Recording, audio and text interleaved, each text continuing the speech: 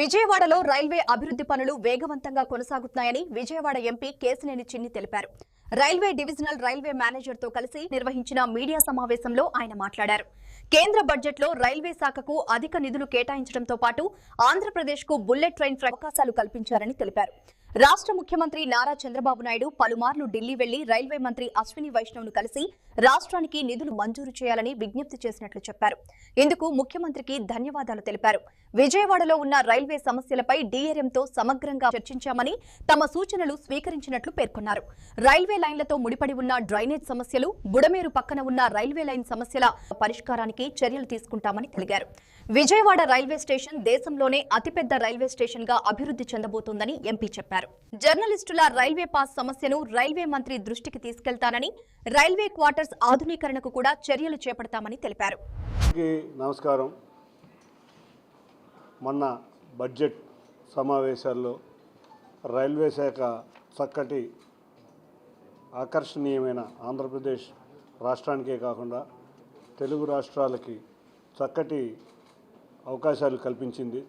దాంట్లో ముఖ్యంగా మనం చూస్తే బుల్లెట్ ట్రైన్ ఫెసిలిటీ మొత్తం అన్నీ కూడా Pune to Hyderabad, Hyderabad to Chennai, Hyderabad to Bengaluru, Bengaluru Chennai, ఈ విధంగా రైల్వే మంత్రి చక్కటి రైల్వే ఫాస్ట్ ట్రైన్స్ మొత్తం ఆంధ్రప్రదేశ్ నగరానికి వచ్చే విధంగా కృషి చేసేందుకు అశ్విని వైష్ణవ్ గారికి, ప్రధానమంత్రి నరేంద్ర మోడీ గారికి ముందుగా ధన్యవాదాలు తెలుపుకుంటున్నాం.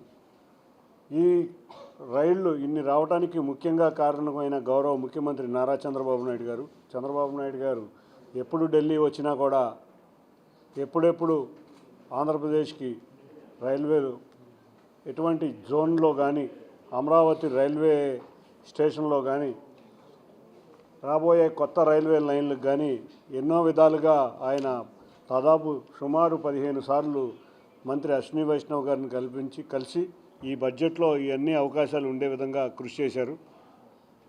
ఇవాళ చూస్తే డిఆర్ఎం గారి ఆధ్వర్యంలో ఇవాళ విజయవాడ నగరంలో ఉన్న పలు సమస్యల మీద కూలంకుషంగా చర్చించడం జరిగింది. వారు కూడా, అధికారులందరూ కూడా చక్కగా మాకు కూర్చుని మంచి సమావేశం ఏర్పాటు చేసుకుని విజయవాడకి రేపు రాబోయే ఆర్ఓబీలు కానీ, ఆర్యూబీలు కానీ, అన్నిటికన్నా ముఖ్యంగా విజయవాడ నగరంలో ఉన్న కొత్త రైల్వే స్టేషన్ రెనోవేషన్ విషయంలో కానీ మా దగ్గర కూడా సలహా సూచనలు వారు తీసుకుంటాం జరిగింది.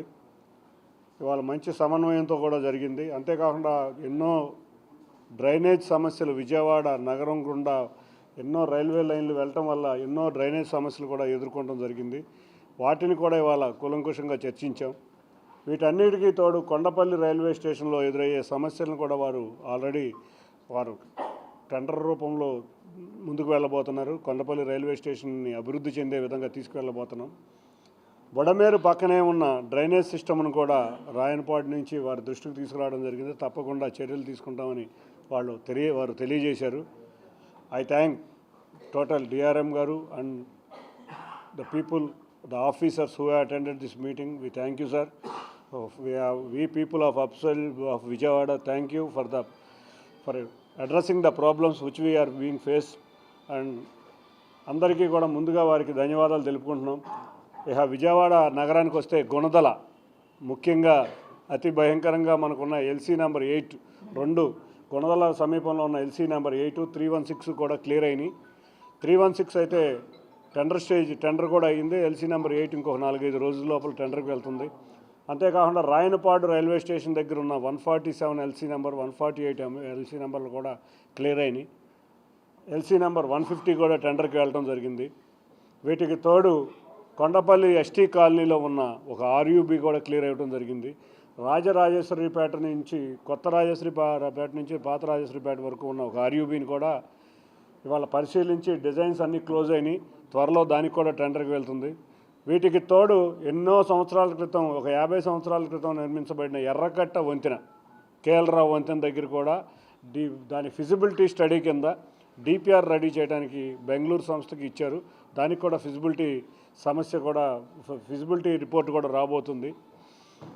వీటికి తోడు మనం చూస్తే మధురానగర్ టు వాంబే కాలనీ, అన్నిటికన్నా ముఖ్యమైన వాంబే కాలనీ, నగర పాలక సంస్థకు ఉత్తరం రాయడం జరిగింది. అక్కడ డ్రైనేజీ మార్చమని పొజిషనింగ్ ఆఫ్ డ్రైనేజ్ మార్చమని.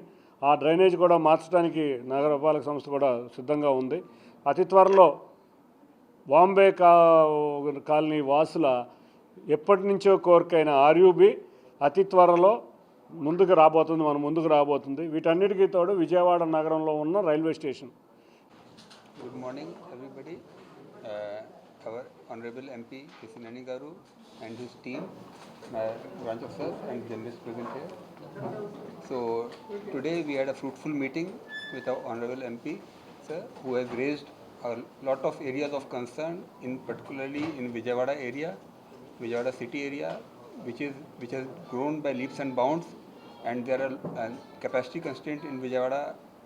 So he has given a number of useful suggestions about the location of planned stations, how do we handle the enhanced capacity, and regarding the drainage and other issues which are affecting railways and how to go about it.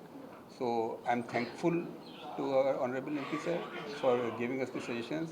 A number of issues like ROBs, LCs have been raised, and Railways is committed to fulfilling all the requirements of the people which have been listed out, and we hope in near future people will feel the benefit of all these activities, ROBs that we have undertaken. Thank you. Thank you sir. Thank you very much.